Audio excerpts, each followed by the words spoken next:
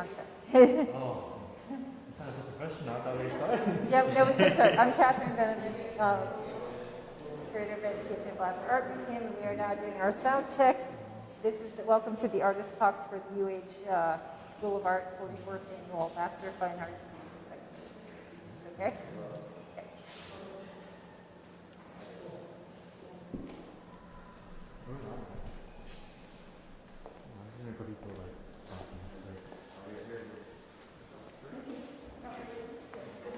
Or do you want me to stand out here? And Oh, no. okay. I just wanted to get everyone. Okay. Oh, okay. Sorry. Go ahead. Yeah. Go ahead. Start recording. Thank you.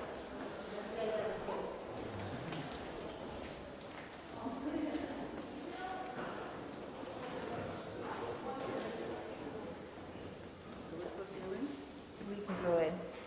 Are we? I mean, yeah, and I agree with it. It's not an actual thing. The Henry.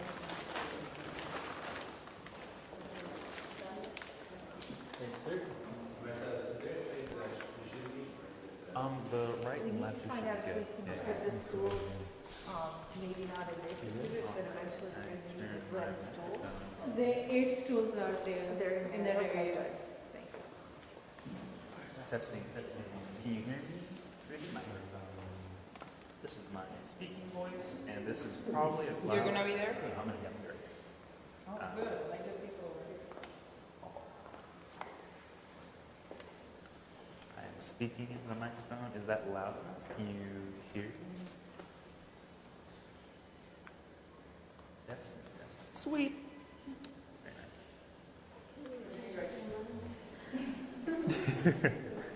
And I'm sorry I can't welcome, I'm going to welcome you all before I do my comment. So hi everybody, thank you for coming, but I'm going to have to face this way first. Okay, are we ready? Hi everybody, I'm Catherine Veneman, Curator of Education at Blaffer Art Museum. Welcome to the second day of the Artist Talks for the 44th Annual Master of Fine Arts Thesis Exhibition presented by the School of Art. Along with Blaffer Art Museum, this exhibition is something that we look forward to every year. We showcase the works of all of the graduating artists, MFA artists. There are 13 this year, from the 5 departments in the 5 studio programs. They are graphic design, interdisciplinary practice in emerging forms, painting, photography, and digital media, and sculpture. This show features the works of highly developed bodies of work produced in studio-intensive environments over a 3-year period. The format of the talks will be a 10-minute artist talk followed by a 5-minute Q&A, and the talks will kind of flow from one artist to the next. I want to thank all of the artists that are taking part, the School of Art, our partners, and our colleagues and faculty members there, the Blaffer staff, and of course our students, including our 2 interns who have worked on this project. So to introduce our first artist speaking for today is Marcilis Cooper. Ever since he was a teenager, Marcilis Cooper found himself without the words to fully capture what it is to be young, black, and queer in the U.S. at this moment. He places his trust in the moving image and the other tools at his disposal for weaving together narratives. Cooper holds a Bachelor of Arts degree in digital storytelling and another in film production from the University of Missouri. He will receive a Master's of Fine Arts degree in photography and digital media from the UH School of Art. Cooper's art practice is a metaphysical dream cycle of dreaming and personal truths. These pieces change form but never truly lose their message as they go from medium to medium. His works have been exhibited at Aurora Picture Show, Mid-Atlantic Arts Alliance, Burnt Video and Experimental Film Fest, and the School of Art Institute of Chicago's Emerge Journal. So thank you and welcome.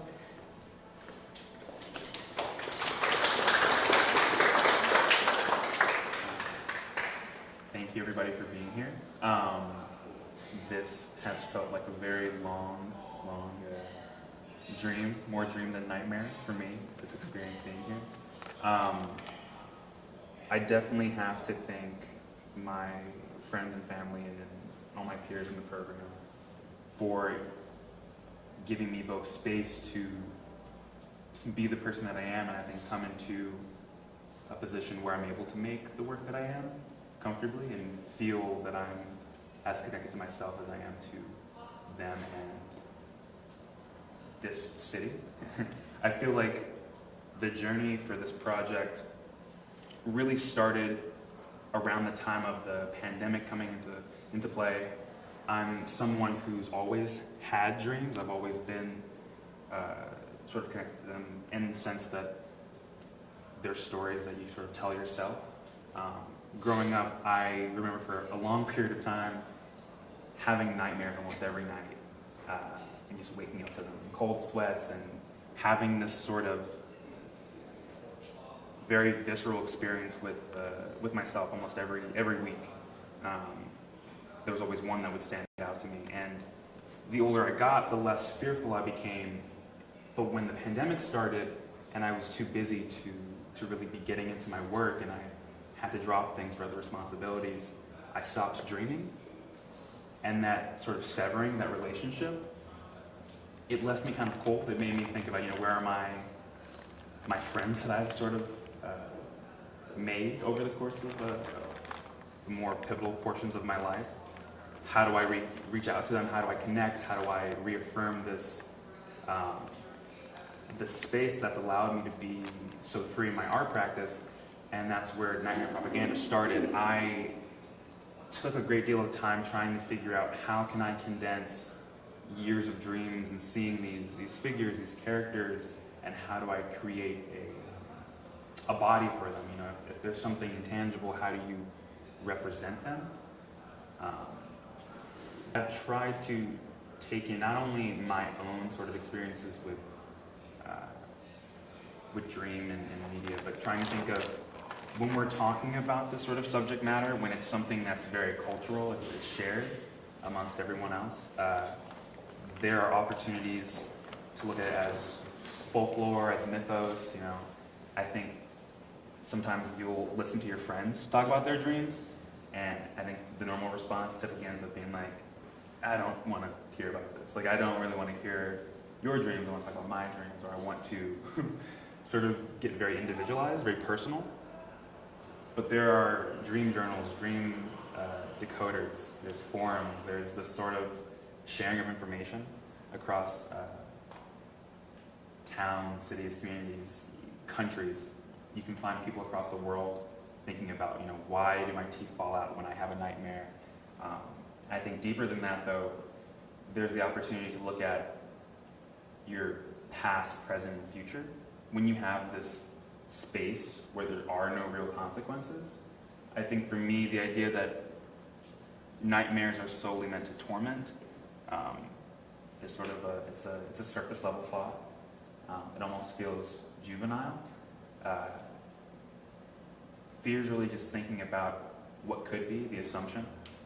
And in trying to present these characters and using my own body, thinking about my relationship with fear stemming from a lot of, collective Black trauma, thinking about the sort of navigation of the world being a Black, queer, young person, trying to grapple with all of that identity inside my body and having my subconscious and my nightmares be sort of the playground for figuring that out, in a world where doing that in public is dangerous. These characters represent, I would say, guidance and an opportunity to sort of learn. It makes me think of when you hear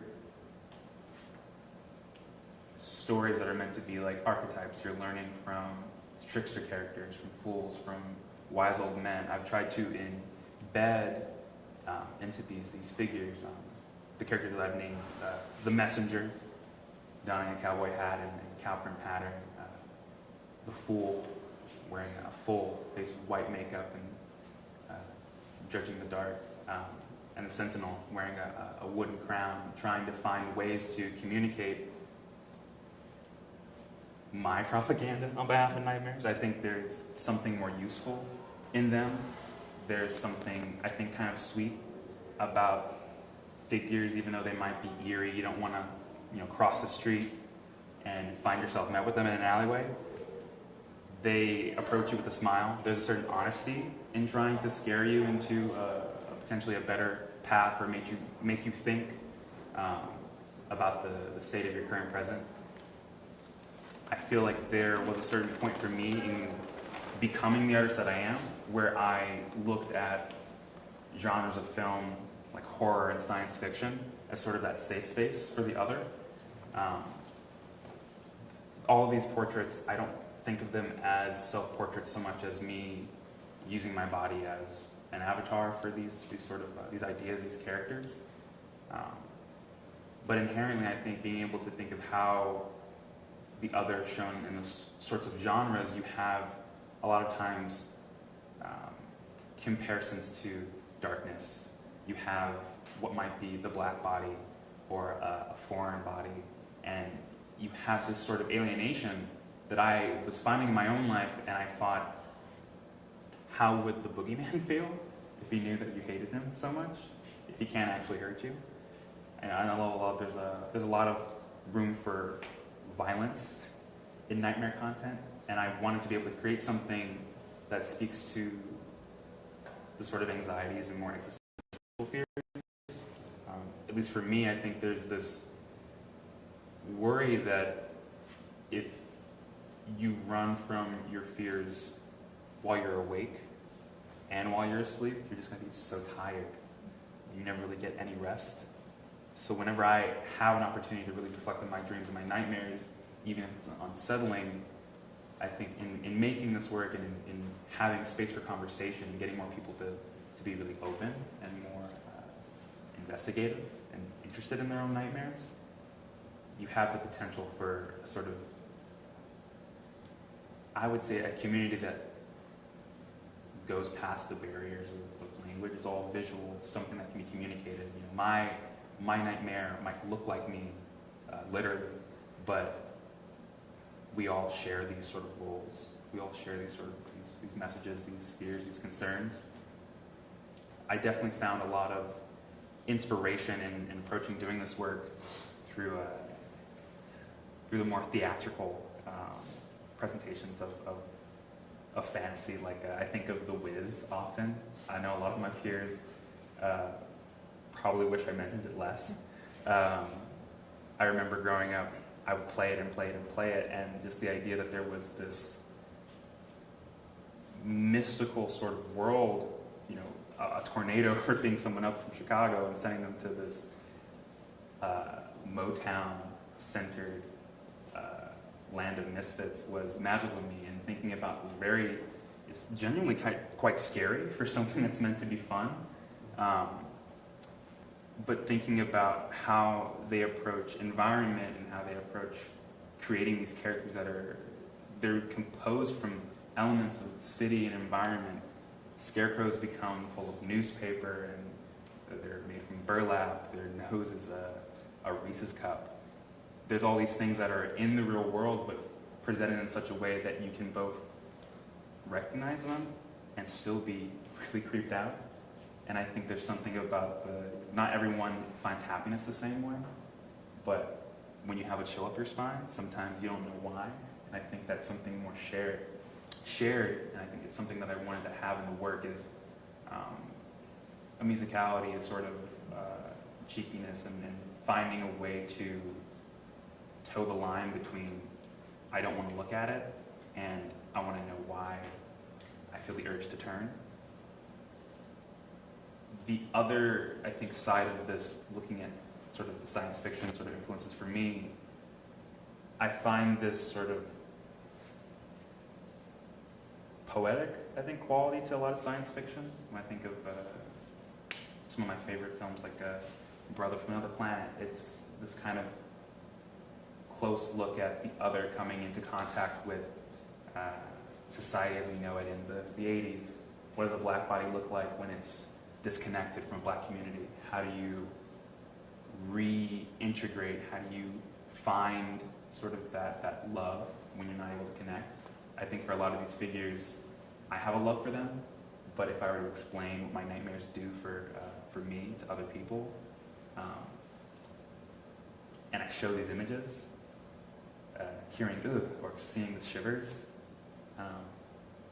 as much as it might hurt their feelings, it's like, you're talking about my friend. You know, that's the person that I lean into and rely on. I think there's something about the word of mouth and sharing, and thinking about the sort of vulnerability you have to have when you're confronting your fears. But I think these characters, and I think the mythos that I'm trying to build within Nightmare Propaganda is closely woven into. I think about a series like The Twilight Zone, thinking about how you have conversations about real-world issues in a way that manages to navigate all the sort of more high-conflict conversations. There's so many ways to approach the things that maim us, the things that sort of fester inside of us in a way that's really accessible. I think presenting through those lenses while still keeping in mind that the other is not just 80s, 90s, 2000s. It's a long taboo. You know, to be talking of the other is one thing. To be the other is a whole other thing. It makes me think of the way Black bodies are used in minstrelsy, and it's part of why I went with black and white, trying to find the most direct and minimal way to present these characters in a way that is striking, but also allows for a fair amount of theatrics. I think of sort of mammy characters and like the fool donning the white face paint, thinking about archetypes of power and naivety, and thinking about how do I present the sort of the structures that have taken me from my subconscious to my real world decisions all the way from 14 to now. There's a lot of life experience and a lot of, I think, even being in academic spaces like this, changing of my mind. These characters have grown with me. As much as I've learned, I think they've learned too. They're ever evolving. They're, at this point, now that I've given them a body, even if it's through me, they're alive. And I think there's a possibility for other people to give life to their nightmares and trust that they won't hurt them if they do that. You know, it's not a Frankenstein's monster situation, but Nightmare Propaganda is something I see growing, continuing, not just because it's something that I can't stop talking about, but mostly because I think there's never a point where anyone's going to fully understand their own sort of their subconscious. There's no way to just know who you are fully. You might today, but tomorrow you keep growing, and I think in that conversation with other people, you know yourself better for your friends, for your family, for your community. I think this is the best way to start knowing your subconscious, is to talk about the things that you push to the side and you shove in your closet. It's a way to I think, bring down those defenses through the theatrical. And for me, that means really leaning into film and theater and media. For other people, maybe their nightmares are in color, but they need to start getting on the side of the nightmare. I think being blind to who you are when you're asleep and the person that kind of manifests in these very eerie figures, it's a disservice to yourself to deny that opportunity. That's my heart as far as what the work is and how I hope it functions. Thank you. I have kind of two-part questions. They're actually kind of two questions that are separate, but I can ask them both at once. The first is, can you tell us about the title, Nightmare Propaganda? And then second, you mentioned that, the work is in an installation format and it's very much influenced by film and media. But in the context of your practice in PDM, Can you kind of explain your choice in setting and how to set the installation up? So I chose the title of Nightmare Propaganda partially because whenever I've made work that's dealt with the subject matter, or when I think about the approach to doing this work, starting from using myself and all the images, how much I embed in trying to create a positive version of the figures I'm seeing. You know, I think that at some point I've woken up from nightmares, sweating, with some tears before it, and I still have love for those figures. I think putting my body on the line for their betterment, it feels like I'm trying to communicate a certain amount of, like a certain ideology about sleep and our nightmares and the function of dreaming, and attributing that to propaganda. And for me, as far as the installation, trying to present the work as if it were possibly an altar, and taking all of the media related within propaganda and all of the formats that I've sort of guzzled up, information on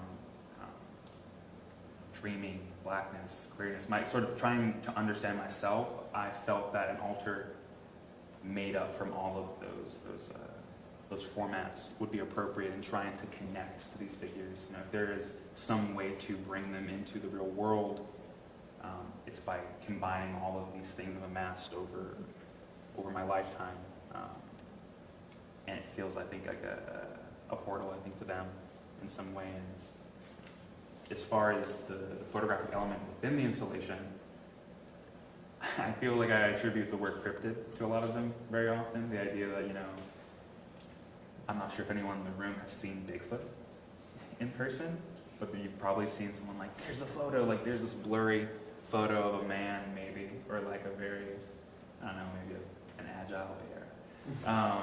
But there's this very unclear representation of urban legend. And I think for me, attributing them that same sort of respect, like, oh no, the messenger, I've seen him before, here's a picture. I took it after he left my dream space, trying to find a way to attribute that same sort of icon status, this is the image of the messenger, this is the image of the sentinel or the fool that you think of, and bring it into that space and connect me to the altar, imprinting of their faces onto pieces, hanging as if it were evidence or just taken out of a dark room, or presenting it in such a way that it hangs not just in one large copy, not like not as if the photographs themselves are meant to be revered, but it's evidence that the beast, the person, the entity does exist. It's somewhere out there, and the message that they're spewing comes through the video that I have set up, the centerpiece of that altar.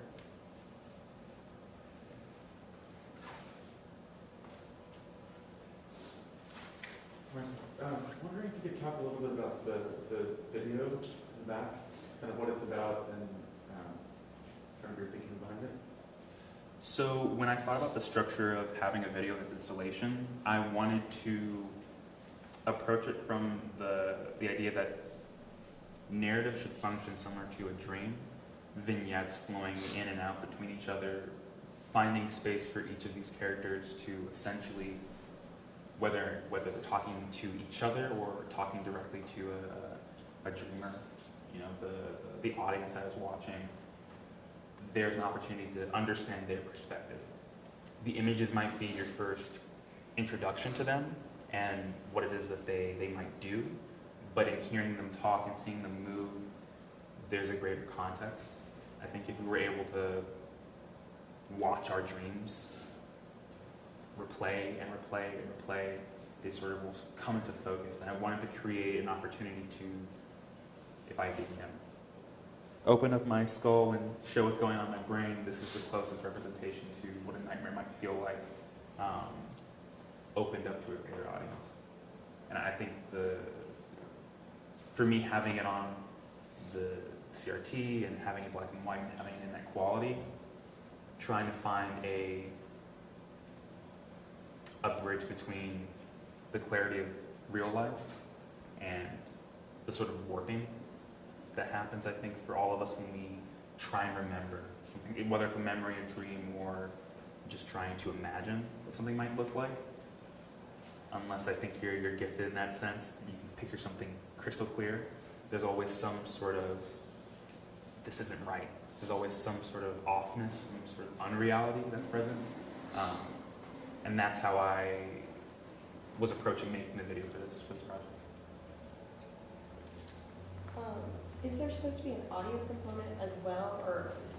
Yeah, no, the audio's off right now just for the sake of the talk. Yeah, it's loud and there's music, and I know we want to maybe dance to it possibly, but it's an echoey space, which I think it does contribute to the overall feel. Yeah, I was wondering. Okay. Does your exploration of nightmares relate to contemporary life in housing? I would say for me, when I think about the state of my practice now and sort of the arts that I look at in the present, the sort of state of video art, and I would even say, at least within my own interest, the state of cinema for a black artist, or I think an artist who represents potentially the other. There is this current double down on fear as it relates to at least the black body. When I think about the past 3 or 4 years, seeing stories like Get Out, seeing science fiction such as Lovecraft Country, these sort of delving into what is supposed to be unfathomable or sort of terrifying, but to a specific subject or specific subgroup. I think nightmares are around us all the time, and most of it, sure, in the greater media, or as far as people might talk about, might be fictional, but there's so much fiction based on truth. And I would say my nightmare work is definitely, it might be in a similar space, but for me, I am focused on the idea that decoding nightmares as they happen for us in our own lives is helpful in potentially reading that media, or specifically, I think, reading the patterns in our own lives. I think there's a lot of benefit in understanding your nightmares in a cultural sense and then applying it individually. Thank you very much, Marcilis, and thanks to everyone. Clap.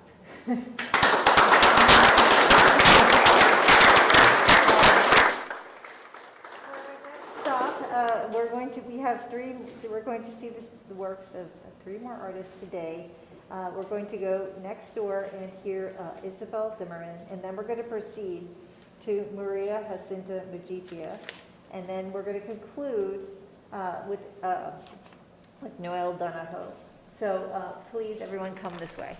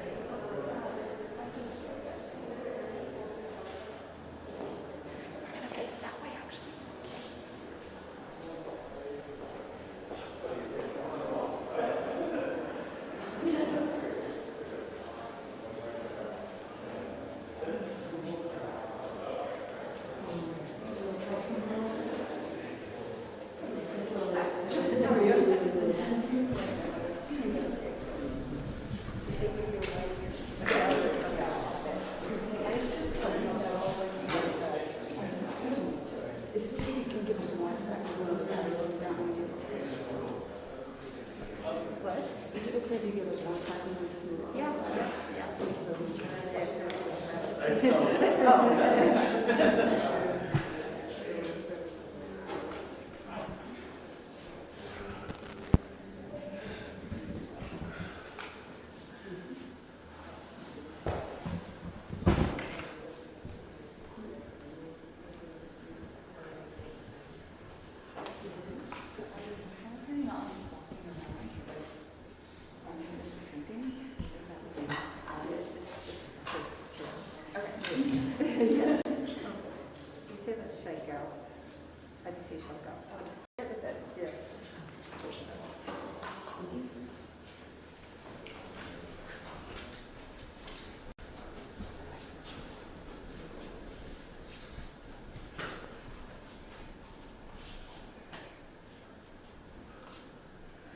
We have our little technical thing.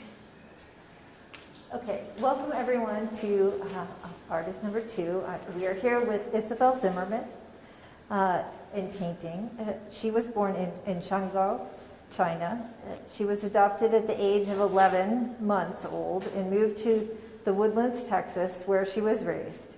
She received her BFA with a specialization in painting from the Lime Academy College of Fine Arts in Connecticut.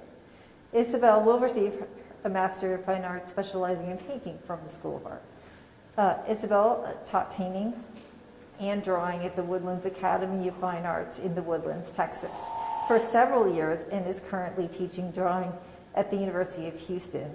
She's participated in a number of group shows, both domestic and international. So, welcome. All right, thank you. Thank you for the introduction, and thank you for everyone for being here. I thought I would structure this talk by just kind of walking through the show and talking about some of the major themes, inspirations, and just kind of what the paintings are about. So, I'll start with talking about these 2 paintings, and I really see them as evidence of kind of my interest in using spaces as like a symbol for portraiture. So I really see these 2 paintings as a portrait of my mother, because these are both her personal spaces, and they're both located in the home that I grew up in, so my childhood home. So when I'm looking at this painting right here, it's titled Closet. I always viewed my mother's closet as this place, like this space that was full of secrets, but also treasures. So when I'm looking at this painting, what draws my eye is like the detail of this fabric on the left, and really just the mass of everything. And even though my mother has a certain taste that maybe is representative of, an upper middle class or personality or all of those things, one thing that I see as a tragedy is the fact that that personality is really lost in this image. One of the main things that I do see in this painting in particular as well is, in addition to all of the beautiful, expensive fabrics, it's mixed in with like the trash, the chaos, and I really see that as being like a visual representation of her mental state sometimes. So moving to this painting right here, it's titled Hers, and like I said before, this is an image of my mom's bathroom vanity. So similarly to this painting, I see the Hers painting as evidence of a certain like mental overwhelm, and I see that shown through in the lower part of the painting. You can't really tell, but it's a sink, and the sink is unusable because it's just filled with all of these things like bags, hairbrushes, an Amazon package. And then looking at the medicine cabinet, as a child, I would always look into this medicine cabinets and just see all of these bottles which were filled with both practical items and things that I like to describe as like miracle potions or snake oils. These things that are marketed as having the answer to something, the answer to a problem. And oftentimes it's just a marketing thing to make money. So The main feeling that I get from this painting is it makes me think about the beauty, but also like the dingy ugliness that sometimes can, be a part of our lives. So the pink hat is my mom's, and I see that this very bubbly, happy person. But then I also look at this like peeling, outdated wallpaper, and I truly see it as like this balancing act that I feel like is very representative of, the human experience in general. So I guess I'll move on. I'm going to be talking about this painting right here, and then also this painting right here.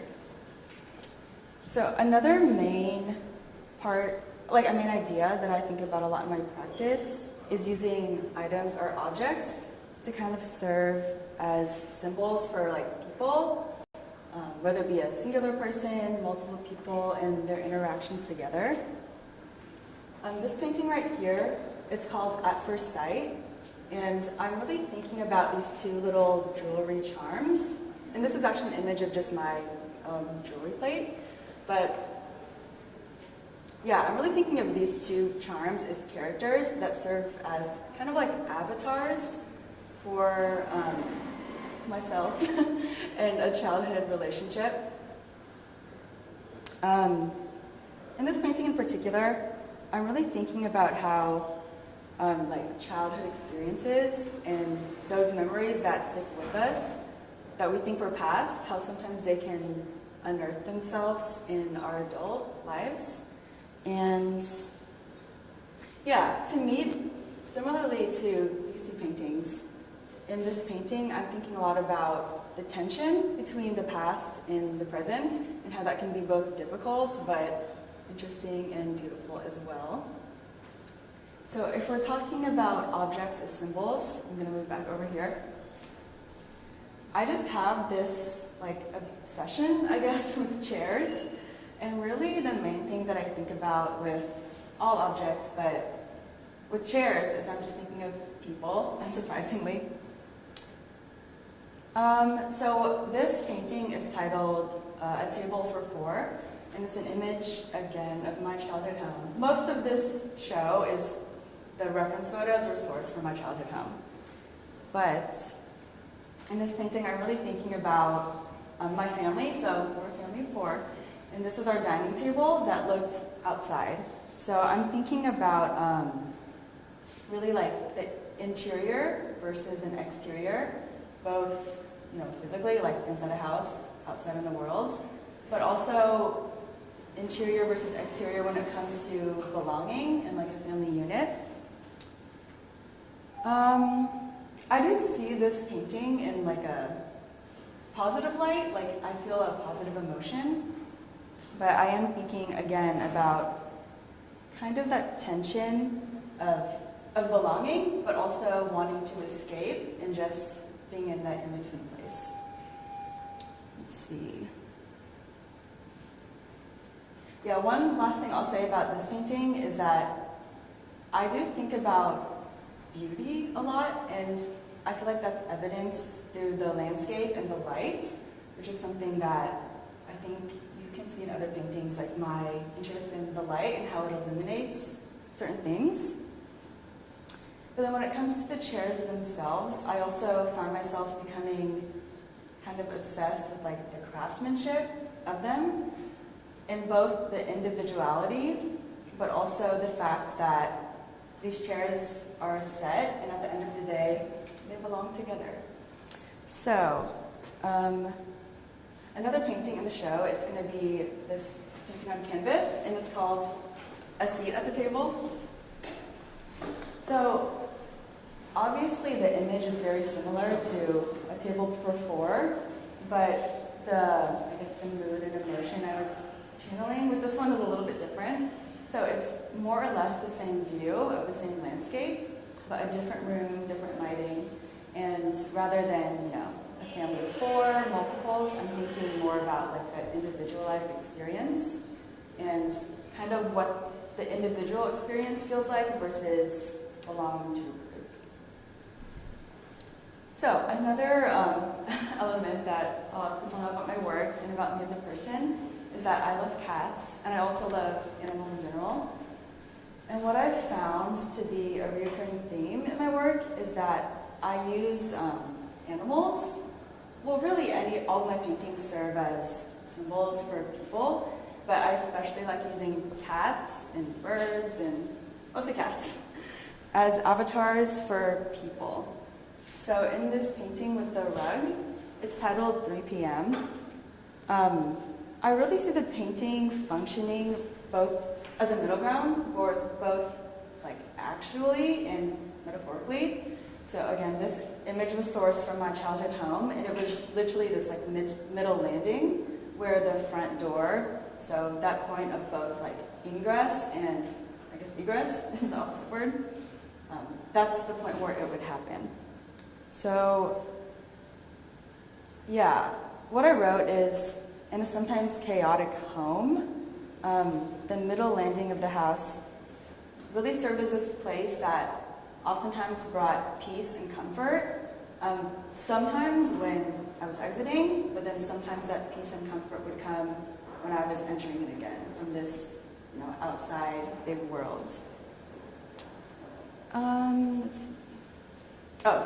But in 3 p.m., I titled it 3 p.m. because I like to think about the passage of time and how the lighting at the end of the day is affected by that. And, in the afternoon, 3 p.m., these light beams would just come through the stained glass door. And that time of day always seemed like this kind of, not twilight zone, because it's not twilight, but it seemed like this in-between space where it just felt safe, comfortable, in between.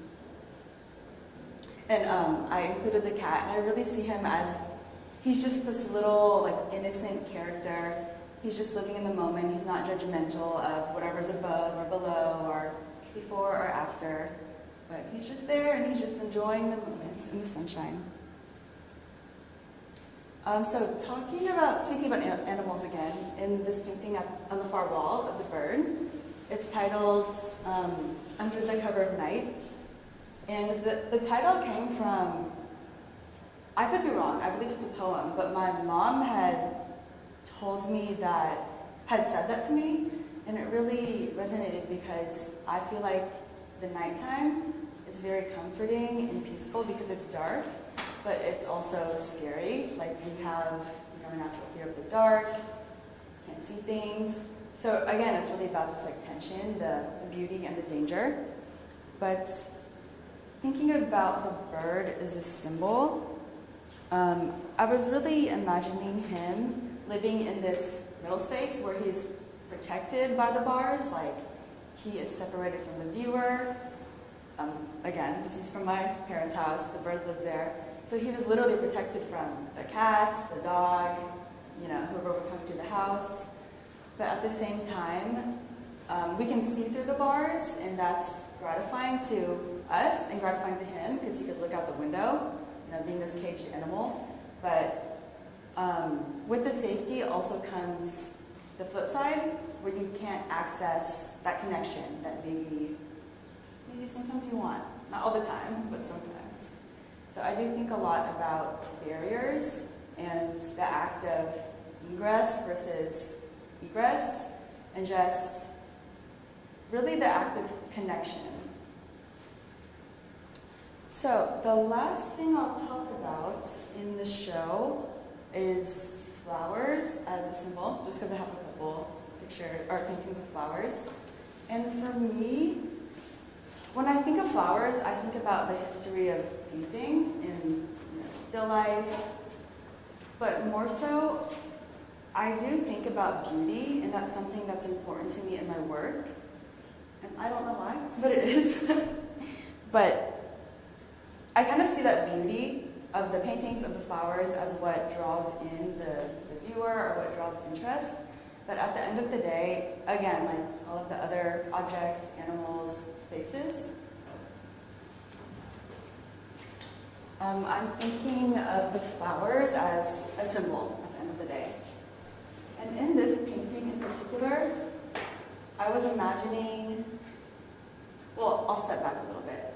Another thing I think about when I see plant life or flowers is the time frame. Like a bouquet of flowers. They're going to wither. The beauty is only going to be preserved for a small moment of time. All of these things. Another element of biology and plant matter is the fact that it's so complicated. Like, just within this one leaf, there's, I'm not going to go into a biology lesson, but there's a lot going on. And also the aspect of growth and renewing alongside beauty and coveting and display. So those are some things I think about with flowers, but even more so than that, well, talking about this piece in particular, I titled it Tangled Reach, and to me it really symbolizes kind of the movement away from this chaotic group of people, like chaotic relationships. They're very tangled, they're complicated, there's beauty in it too. But I just kept looking at this pink flower and thinking that it knew that it was time to leave. So that's what I was thinking about here. The last flower painting I'll talk about is this one over here, titled Christmas Cactus. And it's a little bit of a simpler idea, but the reference photo was, my mom had sent it to me, and I had gifted her this plant like a year prior, and what struck me was just how much it had grown and flourished. And I just thought, among all of those other things I talked about with the floral and the flowers, at the end of the day, I thought what struck me most about the photo was that flourishing, and I thought that was a very good representation of our relationship at the time. So I felt the need to document it.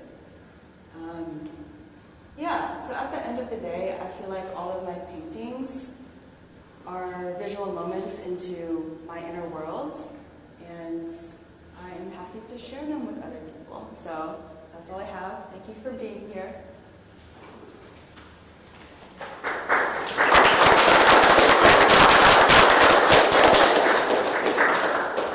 Thank you. We might have time for a question or two.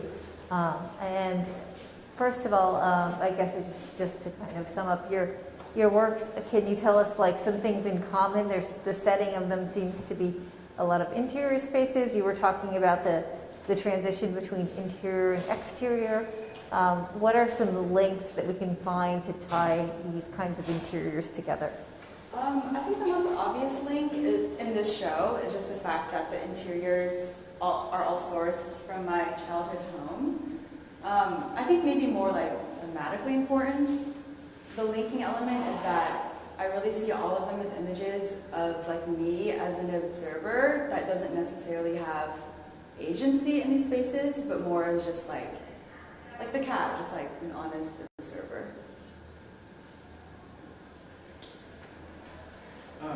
The work seems very rooted in psychology and kind of presenting objects and spaces that are stand-ins for people and your relationship to people, but there's no people in the room. And I'm just wondering if you can talk about your decision to not paint the figure, but to access some of that emotion. Yeah, I think about that a lot because prior to coming to this program, I thought I was going to be a figurative painter. I just don't feel drawn. I think I feel drawn to people's persona, and I don't necessarily feel drawn to painting their likeness. So it's about the inside instead of the outside. Yes. Your series represents the sense of life repetition of the shapes and colors. What interests you about interior settings? Yeah, definitely interested in all of those things. When it comes to interiors, I'm very interested in how people create their space. Going to someone's home, this is this person's space because they curated everything that's in here. They chose this space versus another person. I think I'm interested in pattern, some of those things you listed because honestly, I think it's because of my mom. She had a very particular taste that I think is representative of a certain wealth level, for lack of a better way to put it. But that made me become very interested in ornate rugs and lace detailing, and I think it's just a matter of growing up and seeing it so much. It just stuck in my brain.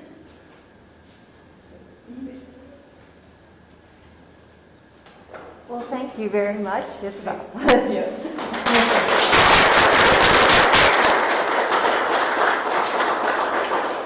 And now we will make our way to around the corner and around again to the work of María, Jacinta, Majithia.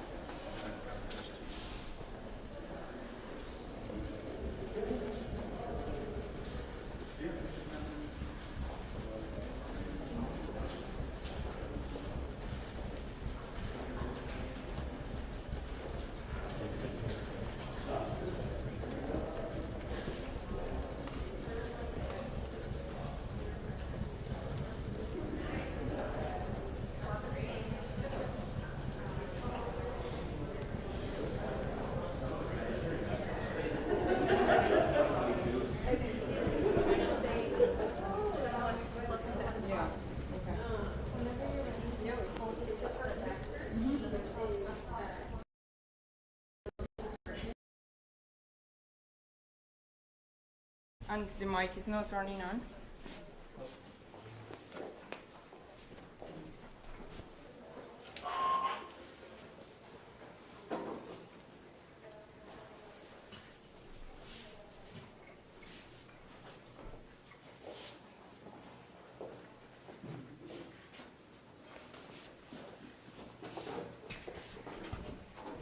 Hello. Hello. Okay, thank you all for coming to artist number 3. We are really pleased to present the work and introduce you to María Jacinta Magithius. She is a Colombian artist now living and working in Houston. And Jacinta received a BFA from la Universidad Nacional de Colombia, sede of Medellin. During her bachelor's, Jacinta was able to travel to Buenos Aires, in Argentina, to study the philosophy of filmmaking, to what later led her to video art. Her artistic practice has been multidisciplinary from the beginning of time, and she learned from the crafts practice as well from her mother. Currently, she's part of the team at Aurora Picture Show, and she's finishing her MFA program in sculpture at the University of Houston. So welcome. Thank you. Thank you, everyone, for being here. It's such a great honor to have time to talk about what I am most passionate about, which is sculpture. In my bio, I grew up in a household where crafts were always taught. My mom used to make collage. She used to also do tapestry, and it was a really natural thing without being called an artistic practice. Then later on, I decided to go into the arts, again, as a really natural thing, without realizing all the complexities about being an artist on this world, which is wild. But I still, after knowing how hard it was, I kept thinking about how I could keep learning about art and how I could keep kind of concocting my own practice. And through sculpture, what fascinates me the most is the fact that we live with this object on a space. With painting and drawing, we are through an illusion, whereas the sculpture is here with us, and we can see it, we can touch it, we can be next to it. And on that same kind of thinking, I started observing domestic objects with a different lens. How weird they are, how interested they are, and also how they are part of this fetishistic world of distinction of objects. For example, vases. Vases are important, they're decorative. So I started making a lot of vases, and through this process of learning about molding masses, clay, glazes, I kept like pushing what I have been practicing through my drawing practice with color, and then through the video art practice, which is also kind of in the back of my head, I started using these sculptures that I was making, and it all kind of started becoming the same thing with drawing, sculpture, and video. So this work that you see here is called La Mesa de los Deseos, which means the table of desires. And I think about it, again, it's like this weirdness around the domestic spaces and this weirdness around these shapes that are maybe geometrical, maybe sexual, maybe we notice something. And again, through reading about art and thinking, for example, about one of my favorite artists, well, I have a lot, but Sarah Lucas, Lou Bourgeois, thinking about these objects that are infused with this somehow perversion, or I don't know, like they're attached to our past and who we are, but they're just these objects that are sculptures infused with so much, I don't know, personal, human, weird stuff that we have, because we have these designations of objects that are for one thing. Our cell phone is like our second brain. The objects at home kind of represent us. And then we start kind of, I don't know, like the human life is really weird. So I think part of my practice is kind of celebrating all these. And another huge part of my practice, which is part of my socioeconomics, is the fact that I use found objects. Find objects allow me to do things without having to spend so much money, and also reutilize something that already has an energy to it. So these old tables have infused the family that used them before. These tables carry a different meaning for all of us. And then also, I love found tiles, like construction materials. I have become fascinated with those. The shyness on the tiles is something that I'm always thinking about, how things reflect, even though they are not supposed to be like a mirror, but they reflect for their own properties. And then all this somehow is related to my fascination with physics, and again, these geometrical shapes that are everywhere, that are part of, for example, our sexual organs, and they are part of where we live, like the planet is a sphere, and all these things, like I started making a lot of spheres, just thinking about that. And I'm thinking if I have anything else to say. Well, with the light and the reflections, it came the idea of me needing to lead my own pieces, because the space that usually has this, the institutional space has like a lighting that is set up and is not enough for what I need. So I needed to use my own lighting. And then on the back of that idea, I'm really interested in recording light phenomena, which comes really handy using my video art. So I guess I'll just set up. I guess I just talk about my drawing, the sculptures, and the video, and how they all complement what I'm trying to see or what I'm interested in. Thank you. Thank you. I have a question to you about memory. Like a lot of the, both the found objects and the sculptures, to me, they have multiple associations, but also combined with kind of memories that are maybe part of our collective memory or personal memory. Can you just talk about that as an element in your work? Yes, well, memory is such a huge topic because we wear a memory. I am the memory of my mother, I am the memory of my grand aunt, and it's all coming in weird ways through the work, and also the memory of the found objects, which is the wearing of time on the materials, and that is a quality that I look for. I like aged wood. There is something about aged wood and like old things. Like I love moss. How these things are the physical representation of time passing. And also like thinking about Marcel Duchamp, which one of the things I appreciate about what he's saying is that the idea of time present on an object is part of the material. So I embrace that. Okay, so like materiality is part of the memory. Yes, the memory is wear into the body. Like the memory is visible into the bodies. Mm-hmm. Mm-hmm.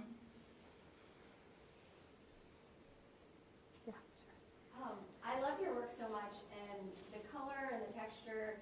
There seems to be this like great self-awareness with the objects. I don't know if I'm reading into it's my own biases, but they feel very like proud. And I might also be influenced by the work that was in the space prior to your work, but I'm thinking about the objects as like having a life of their own. And I wonder if you see these mirrors as being there so that we can see them, or if maybe they're there so the sculptures can see themselves. Yeah, both. I'm always really interested in like when I look back on the mirror and I see like the back of the jar, because we're supposed to look at the front, and I'm like, that back of the jar has always been there through the mirror. And I keep doing my life, but I mean, it's not a thought that is, this thought is not going to take me anywhere, but it's a thought that is there, like all the bodies have back and front. And through the mirror, I was actually able to reach that. And then the weirdness that started happening is that the objects seem to be looking at themselves on the mirror, just by the way the things were displayed. And there is like a specific way where you stand, which also leads me to something that I'm interested in, which is perspective or perception. When you stand into a specific spot, I don't tell you which one it is, but if you see the whole piece, I guess you're supposed to be standing there, because like there is, yes, I think they're aware of their image, and you can also see them best with the mirror. So those two things happen. Why did you select the dead roses for this exhibition? And how do you want to relate this selection to your vibrant colors? Because you're also using vibrant colors for your sculptures. I love that question. Could you repeat the first part, please? Why did you select the dead roses? They're under the table. Oh, the roses, yes. For this exhibition, because you're also using vibrant colors. And how do you want to relate this selection to your vibrant colors? Yes. So when I started making bases, there was only one that I actually put roses on. And it was meaningful because I did it during my past show. And the roses were actually from Colombia. I got them on Kroger before my last show opened. And I was like, oh my God, these roses are from Colombia. They were on sale. They're amazing. I put them there. And then through the time when I put the show back in my studio, the roses kept being there. And I was mesmerized by, I don't know, by like the meaningful things that they're gone, but they're there. So it's like still going around this domesticity and the power that we have of bringing a flower to decorate our home. And I guess that was just an emotional part of the decision for me. Like you feel that they don't go well with the bright colors. I see. Yeah, but thank you for that question. I actually don't have much the answer, but it's something that's meaningful to me, I guess. Thank you for displaying. Appreciate it. Okay, I feel like there's lots of planes and stuff happening, which I think relates to physics and geometry and all that. But I was wondering if you could talk about the corner setup that you have going where the sculptures are in. Mm-hmm. Yeah, these corners, like kind of everything on my practice is very like passionate, like, oh, this looks amazing. For now, I'm just gonna leave it there. It rained on it, and then I did another one, and then started happening that I kept thinking about them, and there is a relationship between the landscape that I'm used to seeing in Colombia when in the tugurios, which is a word that comes from a Latin word, which means like poorly built, which is like, I guess, the hood or whatever. But the houses are being built one on top of each other. and it happens really fast. Like one day I'll go to school and I come back and there is a house, and then these people have kids and there is a house on top of the house.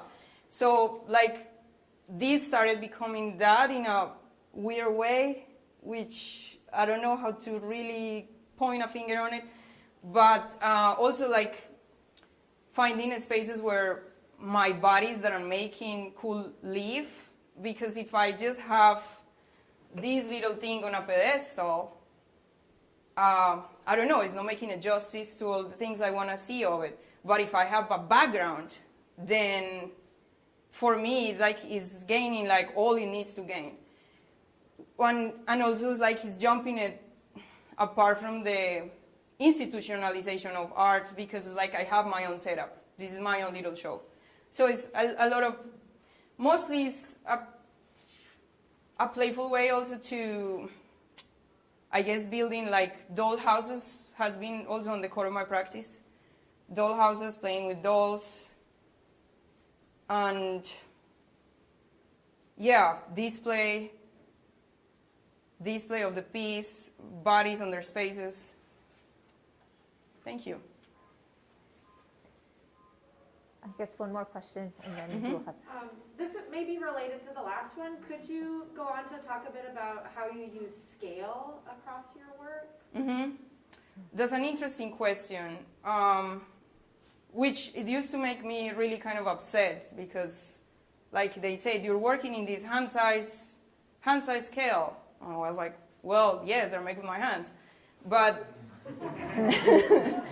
but then Jillian told me maybe write about it. So I went and realized that I don't think in scale.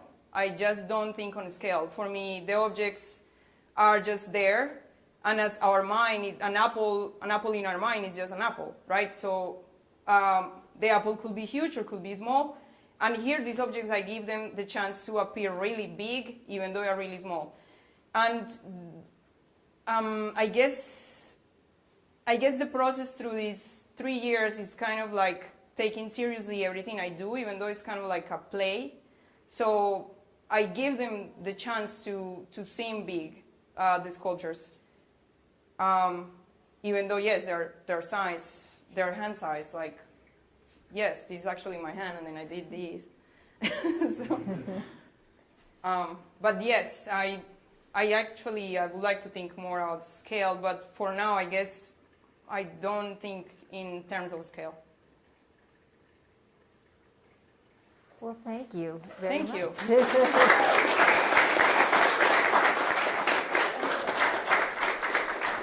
Now we're going to do a very quick turnaround and finish the talks with Noelle Donis.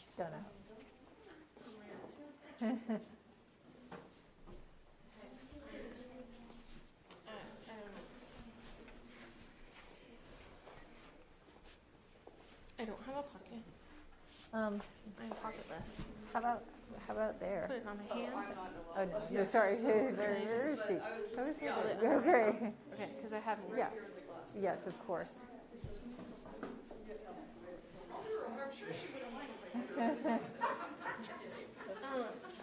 I don't care. No.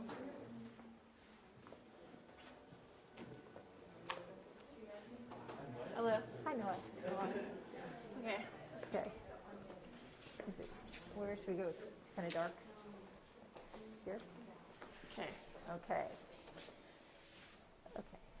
Welcome, everybody, for a quick turnaround. Noelle Dunahoe is currently an MFA candidate in the sculpture program. In addition to her art practice, she also navigates an ongoing practice in motherhood. Her artwork is concerning both of these things, these areas, and moves through themes of time and memory and home. Welcome. Thank you. Hello, everybody. I notoriously lose my words in these situations, so I'm just going to read from some notes. Okay, sorry, I hit the microphone. This body of work began when I found myself faced with a singular existence, and that became a problem. I was trapped in conflicting reality. It revealed to me that there's a possibility of more than one at the same time. that became kind of a liberating idea. It revealed to me that time, rather than a wall, was actually a window, and my body is simply another house that I live in at the moment. My body became the house that is so familiar, I believed it to be tame and known. But in reality, this is an illusion, as all places are a wilderness to their own. It occurred to me that time was the primary obstacle, keeping me from holding my multiple realities at once. Moving forward in a linear progression had become unbearable, and so I needed to train myself in a way to move another direction. Questions I began asking is, how can I undo time, revise time, close time, choose time, break time, escape the system of time, hold time in my hand, kick it into the window? There are many categories of study for these explorations, like religion, magic, psychology, and science. Surprisingly, time is believed to operate differently in many of these areas of study. But it's largely agreed that time is some sort of system, a system we agree to. I realized I needed to understand the machine in order to hack it. I started exploring science first as a way of understanding the natural system I am encased in, my body. I learned about something called microchimerism, which is the ability of a body to hold DNA. There's a host DNA and an invasive DNA. The host cannot eliminate the invasive DNA, but the invasive one can choose to update the system of the body, like a software update, in positive ways, improving heart function or lung function. It can occur naturally or intentionally with science, but also the invasive DNA can set the system of the body off track, constructing cancers or causing it to dismantle itself entirely. In science, I learned about wormholes of space-time. I studied black holes, white holes, and how the entirety of our understanding of space and its structure is evolving almost minute by minute, which means it's largely unknown. Psychology, I realized time is an illusion, a fiction we tell ourselves, a schedule we've constructed because we want to organize things, because it feels safer to feel like we're doing what we're supposed to do in a time when it's to be done. It is a strategy in personal safety. Religion gave me examples of how the extent one's able to expand beyond the limitations of the singular body, the greater they grow in power and can operate outside of time altogether. In search for ways to grow in my own personal power, I then began studies in magic.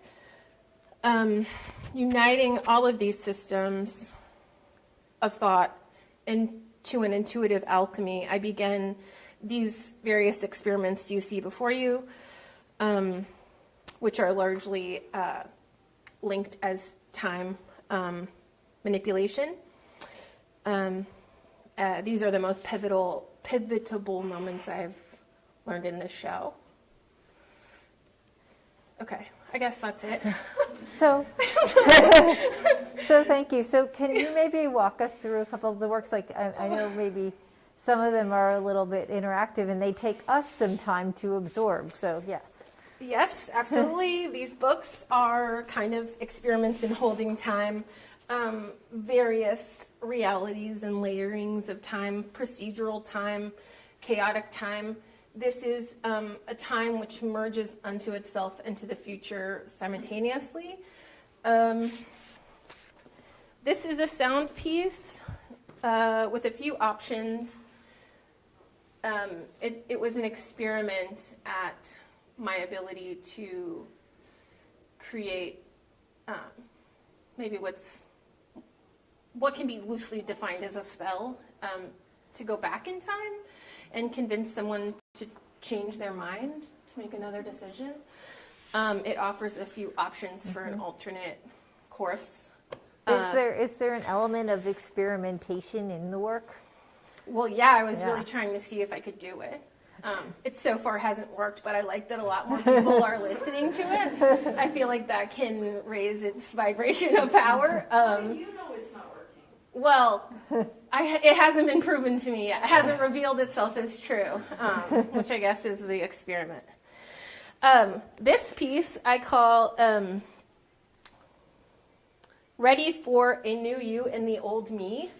And it's a lot of my old hair, which I collected, and it's sort of, I envisioned this like wormhole back unto myself, into a version where I felt more real, or just that I want to visit again. Yeah, so I don't know. This is a model of my great-grandmother's house, and it was my first, it's a return experiment. I created it first in my undergrad degree, and I was thinking about who I wanted to invite into the room of my thesis show, and I wanted this to be here, and it is kind of my first foray into creating a wormhole that remains open. Any other questions? Yeah. I am really attracted to your video piece, and it makes sense, but it doesn't make sense to me. Could you speak to it, please, in relation to your show? It makes sense, but it doesn't make sense, I think, is actually the point, maybe. Yeah, there's a way of understanding these things, I think, that's beyond intellectual understanding, which is part of the experiment. This combines a bunch of footage. It's all found footage. It goes into this idiom of pulling the rug out, which is a thing we say that means like something has been snatched out from under you unexpectedly and you fall. I feel like that can happen in life, in places like home or bodies where we have illusions of safety, but also I think it can happen with time. And so I guess the video is my foray into making all of those facets of my explorations to like a singular body, because I think a lot of these branch out as individual areas, and I think the video may be where it is housed most as a singular object. I don't know. This light is getting quite close. Yes? In what way does memory enter your work? Is there a storytelling aspect? Yes, in that I think that storytelling and memory are maybe the same thing. Memories are stories we tell ourselves because we want to live them again, or we want to learn from them again, or they've changed us in certain ways that make them ever present, even though they've passed. And I think this is kind of entirely about that in different ways, different types of storytelling. I don't think necessarily that storytelling is different than reality, I guess, even if they're fictions. Yes? In the bio, there's a mention of motherhood, and then in your remarks, you said a lot of things that sounded to me like they were about motherhood, but you didn't use that word. Mm-hmm. And so I was wondering if your work, in a way, is trying to sort of like universalize the experience of motherhood and make it available to people who may not be literally mothers. Absolutely, yeah. And I think motherhood has been a great lesson for me in a lot of these things, especially in the duality of existence. And the desire to pause time. But I think that motherhood becomes limiting in that I don't think this is an experience or desire or a form of study that I want to be limited by any kind of understanding of practical gender or body. And so, yeah, it is, for me, personally reflected through experiences in that arena of life, but I don't think, I intentionally don't use the word usually because I feel like that puts it in a particular file that I think it expands beyond. Okay, thank you very much. Thank you. So I just want to thank all of the artists today who spoke. Noelle, Marcilis, Isabelle, and María, Jacinta. So thank you all, and just be ready that tomorrow, same time, same place, Thursday, it will be the third segment of the Artist Talk for the MFA exhibition. So thanks to everyone.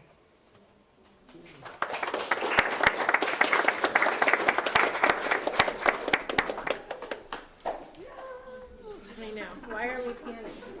And also, we hope you stay for a discussion. We've got You stick around or you gotta get out? Good to see you.